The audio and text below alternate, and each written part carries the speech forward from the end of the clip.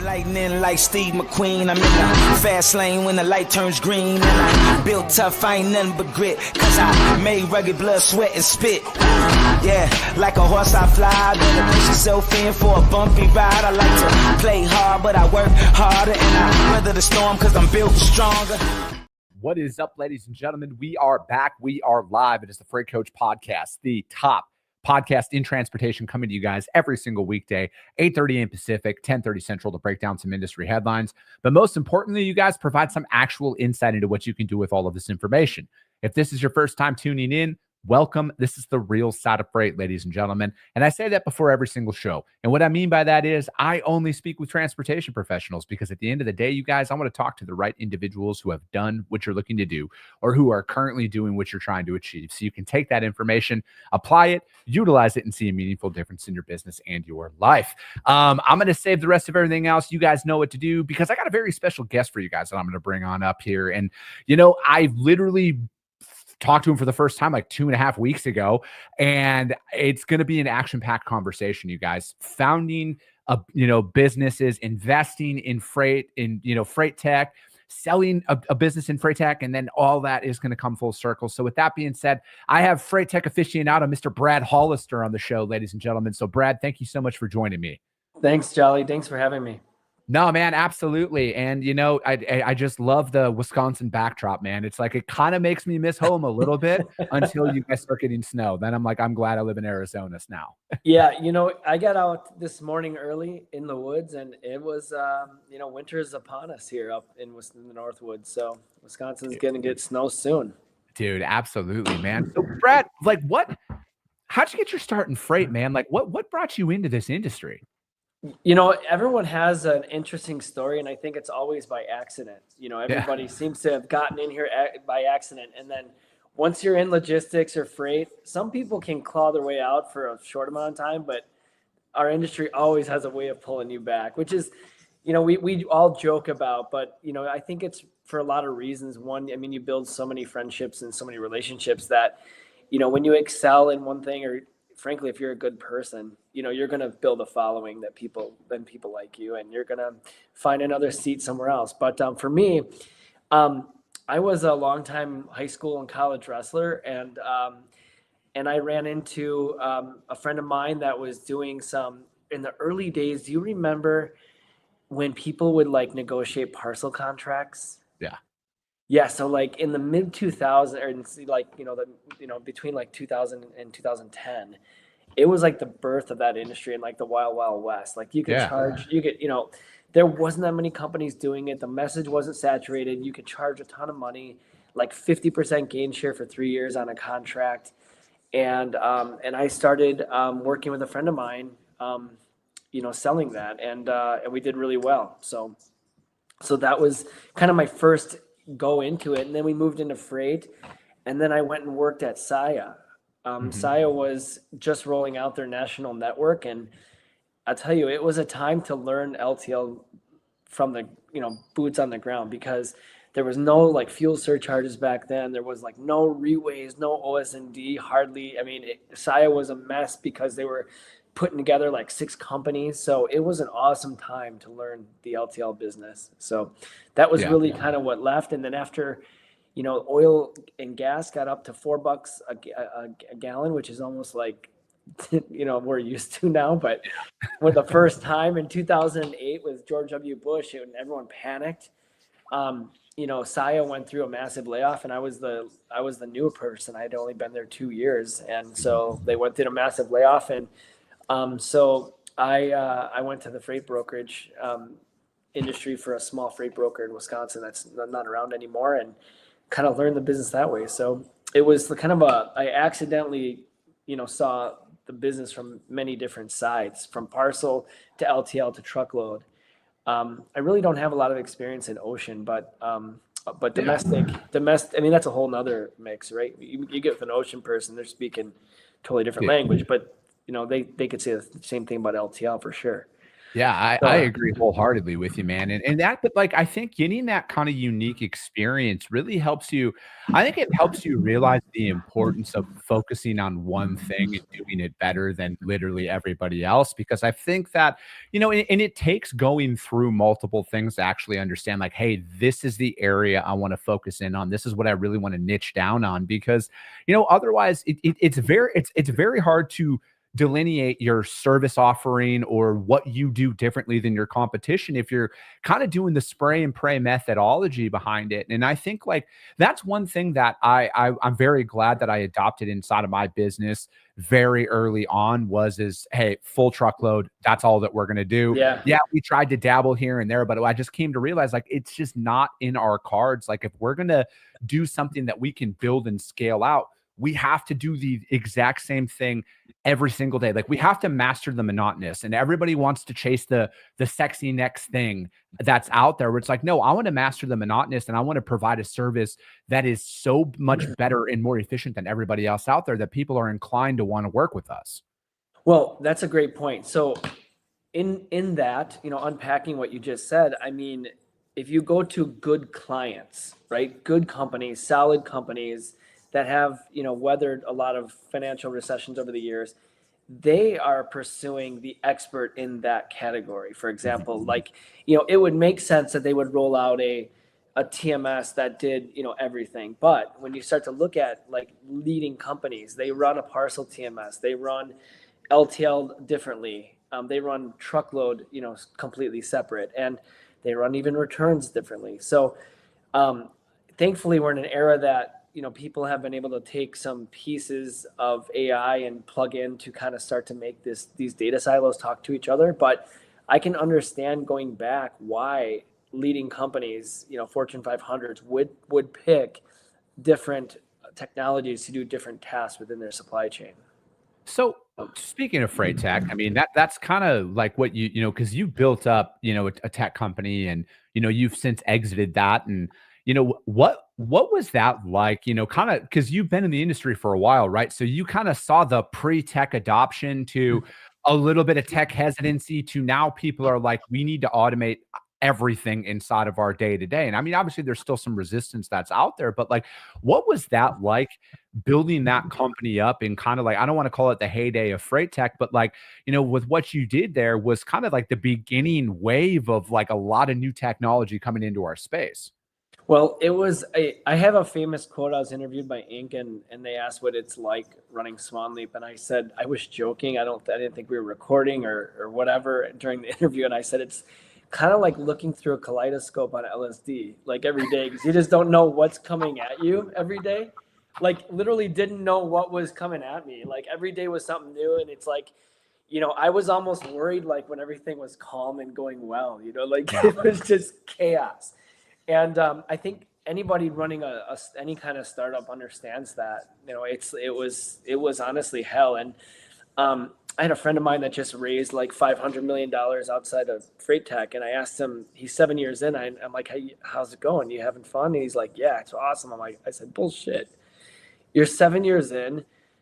I mean, you could tell your investors that, you could tell your employees that, you could tell your wife that, but at the end of the day, I know like what you're going through, man. It's because even the people that have a tireless work ethic, can't run at that pace forever. And I realized that in hindsight. So that's kind of what like led to I never built the company with an exit in mind. I don't think most entrepreneurs do, because you can't go through that hard of a thing like 95% committed. It just will not work out in your favor, right? Like David Goggins doesn't run his races, pretty sure he's going to finish. No. I think that's a great point there, Brad, that I think is overlooked by kind of the entrepreneur gurus on social media right now is like, I think if your intention is to go in and then build a company and just sell it within 5 years, I think that you're going to be met with massive resistance that's out there, because like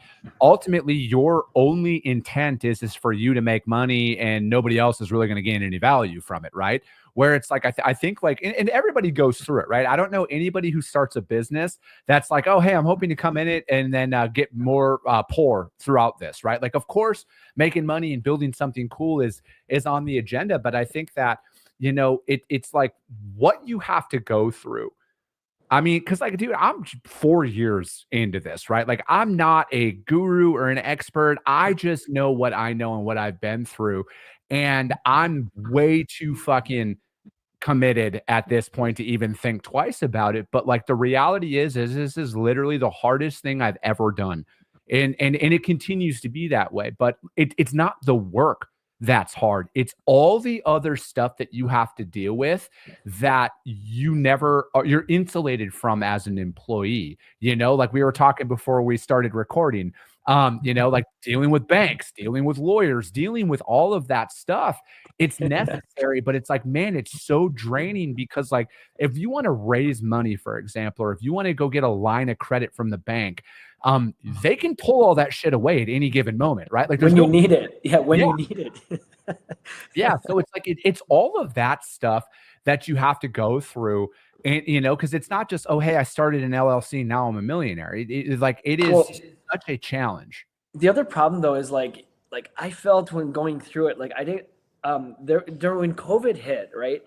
I asked my leadership team, can you guys, I don't know what this thing's gonna look like. I need to get a 10, 25, and a 50% cut plan for your budget. Like, I don't know what this is gonna do, right? I mean, they're talking, you guys remember, like they're talking like truckloads of bodies and stuff. Oh, dude. Like, you remember like when it first came out, it's like, oh my God. So I'm like, I don't know what we're going to do. Like, I want 10, 25, and 50% cut plan for your budget. Like, what are we going to do if we have to almost like survive? Yeah. And you know, I had my VP of tech, not the CFO or CTO, but our VP of tech resigned because he said, you guys are going out of business. I'm like, what are you talking about? I'm doing everything I can to stay in business. And that was, you know, what we did during that time. We didn't have a lot of e-commerce exposure. The ones that did like blew up during COVID, like, right. They did so well. And we did a lot in the oil and gas space. So our revenue was down quite a bit during COVID, but, I was going to ask, you know, like, to everyone listening, like there's a million like executive groups out there. I've heard a lot of people get value out of YPO. I couldn't make YPO work for me, Young Presidents Organization, I think it stands for. There's other CEO groups that I think have value. The problem that I had with them is I couldn't find any CEO groups that were strictly founder groups. So I'm very like I'm involved with the group, and I know that it's not just founders that are in this group, but it's like the overwhelming majority is, and it's called the Arate Syndicate. And that has brought a ton of value in just being inside of that realm of people, right? And it's like, I think for me, it's more of like being around people and knowing who to go to when like you're faced with something that you've never been through, and then they're like, oh, dude, I've been through that 20 years ago. This is exactly how you handle it. That's the stuff that's invaluable that you as a founder, I think you need to surround yourself with. And I actually just put a post out there this morning about this, Brad. Like the best thing that I've ever, like the most effective decision that I've ever made was I stopped taking advice from people that aren't actually ahead of me. And that has cleared up so much stuff, right? And again, I use it for like my weight. Like I stopped taking fitness advice from people who are overweight. You know, like I stopped taking financial advice from people who are riddled in debt, because it's also, to me, it's like, it's one of those things where it's like, otherwise it's just theory. It's just an opinion, because if it really worked, you'd be doing it. I mean, that is so true. I mean, I kind of feel the same way with motivational speakers. I feel the same way about so many things, SEO in your business. When you're getting pitched by an SEO company, it's like, if you're really good at this, why would you waste your time with selling this service? Why wouldn't you just get to the top of Google on all these wonderful things? But that's a great point, because it really helps you to block the noise, right? To focus. So Andrew Silver or Matt Silver just posted something I thought was like a great post for this year that I hadn't seen, like one of the more powerful ones. And Matt Silver said, stop taking appointments with people as a founder. And like, I don't remember what else he said. You could probably look it up, but like, holy shit, like that is so important as a founder to like know going in, what your objective is and everything. And also managing those expectations with, hey, here's what I want to accomplish today, like, because, you really don't have time to spin your tires at all. You have to be effective. So. Dude, that's another very good point though, right? Is it's like you have to do that. You have to control your calendar. And again, I learned this from the entrepreneur group that I'm involved in, where it's like a first meeting with somebody, unless it is a direct introduction from somebody who I know and trust. If this is kind of like a cold introduction, it's like no more than a 15-minute. If you can't get that out, and again, I'm not trying to be disrespectful, but like my time is the only value that I have, right? Like that's the only it's the only thing that I can't get more of. So it's like, I have to be very mindful of that. And then, cause like, I've also noticed, as an early founder, cause I think what a lot of that breeds though, Brad, is it's like, you go from like fucking anybody pay attention to me, please, anybody give me the time of day. And then you get a little bit of that. And then you start to realize like, do people just fucking take meetings for the sake of taking meetings? Like, what are we doing here? you know what? You know who does? Employees. Yeah. No, that's the truth. It's true, right? Man. And that's not necessarily all employees, but it's just the mentality of somebody that is like busy being busy or busy producing and executing. So, dude, I'm right there with you on that, man. And so, what was it like? What was it like exiting a company? What was it like being acquired? What was that like? What did that feel like the next morning when it was all said and done?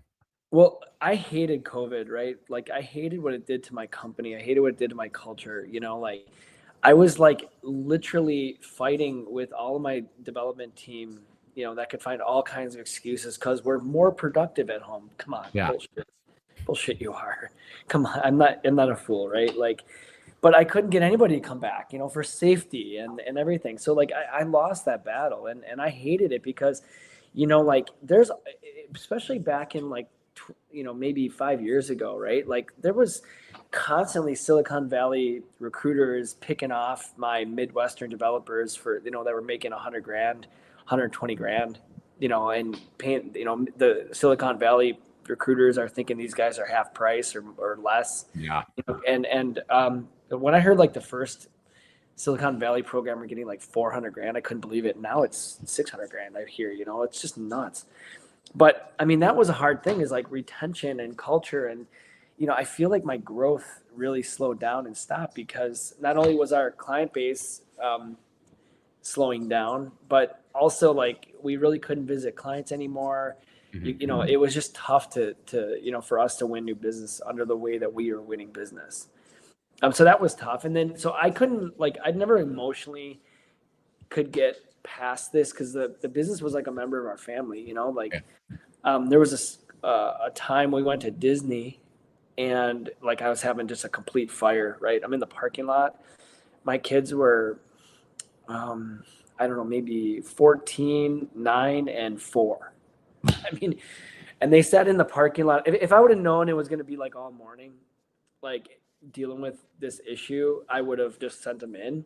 But it was like 10 more minutes, 10 more minutes, 10 more minutes, 10 more minutes. And it was hours. And my kids sat in the parking lot at Disney for half the day. Damn. And that's just, that's the other thing. Like when you're in this, right? I mean, you have to have everyone else around you aligned, like your family and your spouse. And you have to, because they have to understand that like you could have a family vacation that gets canceled. Yeah. And it's not for the faint of heart. But so we decided during COVID to go to Puerto Rico for 2 months because, I didn't want to sit in Wisconsin and freeze, and there was no sense, and we weren't, able to go out. So it was a pretty nice setup. We were just sitting, on the balcony working all day. And my kids were in school, so they were sitting at the table outside with me. So I was doing calls, they were doing school. It was great. And we had 7 inbound inquiries to acquire us in January. And, I also wasn't prepared for that. Mm-hmm. It was like, we got a lot of like inbound, like, inquiries, but I didn't know how real they were. And you always, as a founder, kind of like posture, like, well, yeah, I'm not for sale, because I'm so cool, right? But deep down, I think it was like, in hindsight, I was scared. I didn't know how to have a conversation, and I was scared. I didn't want to fuck it up. Yeah. That's the truth. And the thing about this time that was a little different was I knew all the inbound people. They were all strategics. And so it made it a little easier. And then Jason Swanson, my co-founder, CTO, said to me, Brad, we're starting to develop some legacy code. And he hit me at like just a time that I was just having a hard time with some of the programmers, trying to, execute and get stuff out. And he said, what if we just rebuild the whole system? Like, he's like, we could do it for like $1 million. Mm-hmm. Like, just 4 guys could do it, and we could do it in probably 4 to 6 months. We know exactly what to do now, and blah blah blah blah. We'd be like, get rid of legacy code, get rid of all these whining bitches that we have on our payroll, and let's just go and start over. And let's just sell it, take some chips off the table, and keep going. I'm like, yeah, let's do it. Well, clearly, that can't happen during an acquisition. Like, that's they want some non-compete, they want some assurances, etc. But that helped me get over mentally to see my life beyond what I was doing. That I couldn't see my life beyond it. So that helped a lot. And then from there, we thought that NTG in Atlanta would be the best place for the technology to really make a difference. And so part of it was like sending a kid off to college, right? Because I had to like send the tech off and put it in their hands and see what they could do with it. But I mean, NTG's a leader in the industry, and they had great people there, and I thought it was a nice fit. So it was great. So I was going to say, in true founder fashion, that we'll fast forward to today, because you were out and then now you're just like I like it. And I'm saying this, Brad, because like I cannot sit here with a straight face and ever say that I could retire. Like I would be bored. My wife would I would probably be dropped off in the desert somewhere. My wife would want to kill me if I had nothing to do, because like that's just the way that I'm wired. I love the build, right? Like I have come to the conclusion, I love going from a laptop in my bedroom to where I am. Like I love the build aspect of it. So what is it now? What do you got going on? Because this is kind of a pretty exciting thing, and I'm truly honored that you and Charlie came to me to be like, to kind of put this out there, to break the news. Well, okay, so imagine like we close, we get a bunch of money wired to us, and my biggest fear in going through everything was like, how am I going to produce income, right? Like having a bunch of money was an illogical fear that it would dwindle down. And so for me, it was like, I need to produce. So I went and built a pretty big real estate company that my wife runs, and it's pretty big, has a lot of doors, and she manages the managers and stuff. And, we deployed the capital.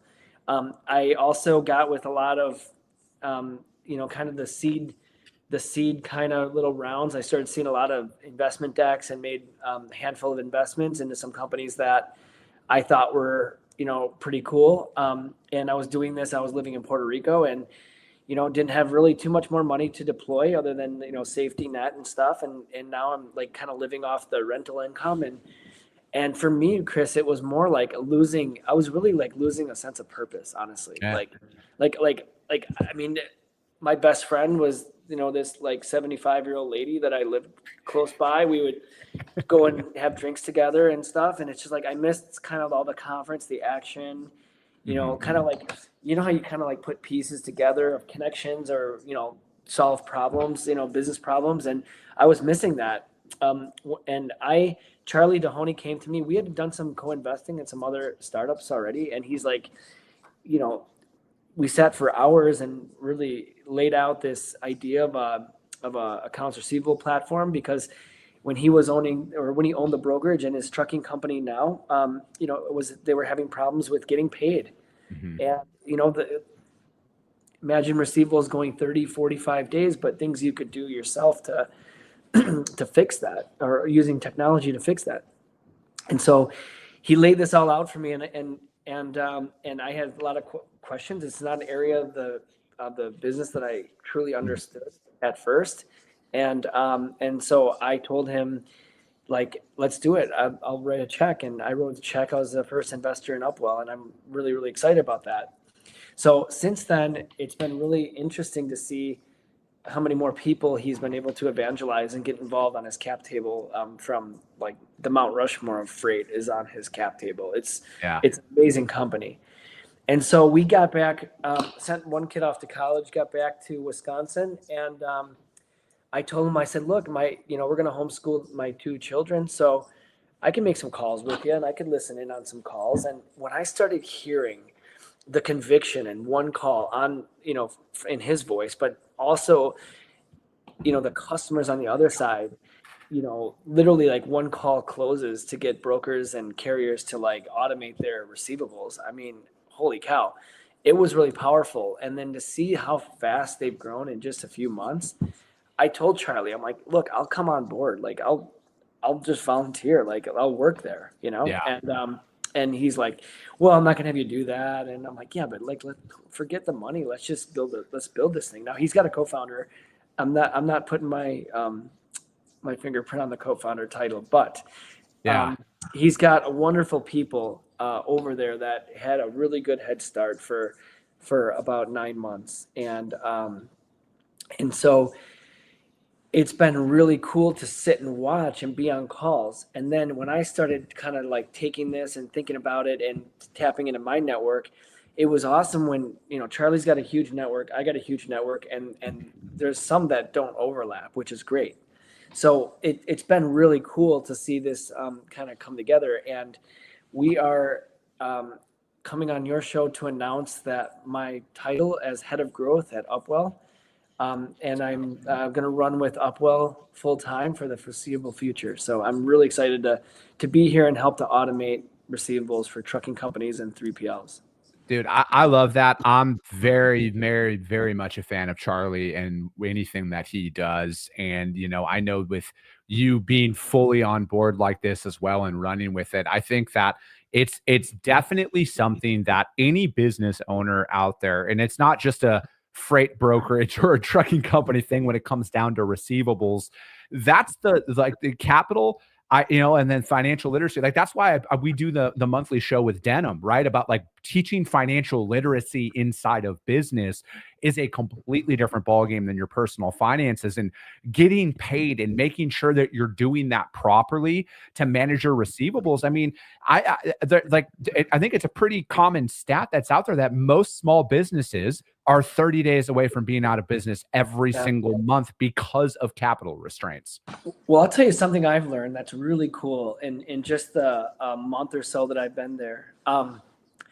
When you look at successful freight brokerages, and we can all think in our mind 5 or 6 that we know pretty well. You think of the CEO. I mean, they're almost always a salesperson, when it boils down to it, face of the company.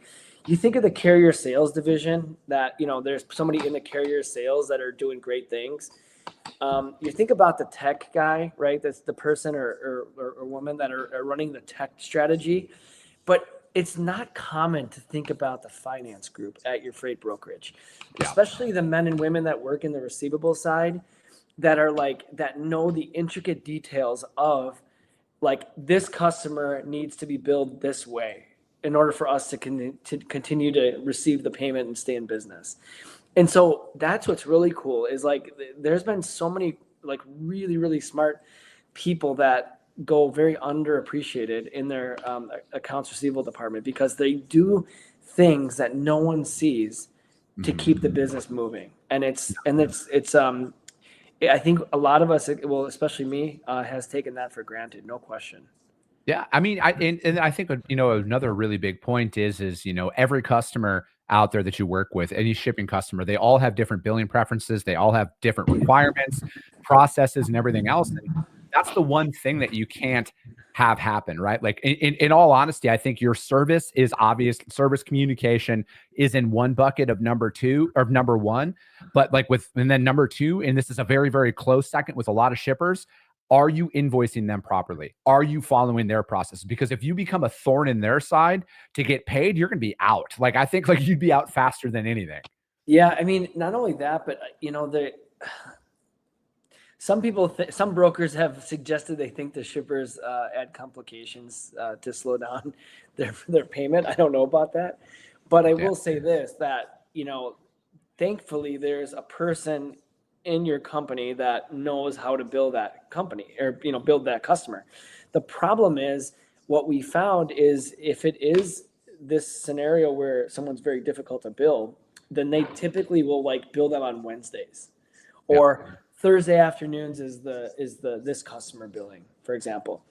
And the problem in that is that, the broker's sitting on that money for, or that ability to collect that money for a few days before they even, submit the bill, which maybe it missed the payment by one day and now is going to go a whole nother payment cycle. So in this space, hours to process invoices could equate to a very long receivables period. So it's not, inconceivable to pick up 4 days with automation in your receivables, which is, tons of money. If you start to take some of these major mega billion-dollar brokerages, you're talking, $50-60 million in value from having that money faster. Dude, amen to that. And Brad, we're gonna have to continue this like I told you that this was gonna go by quick, man, and it did. And dude, I appreciate you joining me. I appreciate you guys letting this be the show that announces you getting back in and joining Upwell. And I'm very, very much a big fan of what you guys got going on over there. How does anybody reach out to you guys though to find out more? Upwell.com is great. I mean, my email is brad.hollister@upwell.com. I'm happy to get some information to somebody or see if there's anything we can do to help them. But it's been a really fun ride, and the story is just being written now. So, dude, I love it. And if you guys can't find Brad or Upwell, hit me up. I will put you guys in direct contact with them. But that is going to be it for today. We will be back tomorrow. We got another guest coming on tomorrow, you guys. And as always, if you guys got value in what you heard, subscribe to the show, you guys. Share it out there to your network, because if you see value, your network's going to see value as well. I appreciate you guys. I love you guys. And we'll be talking to you soon.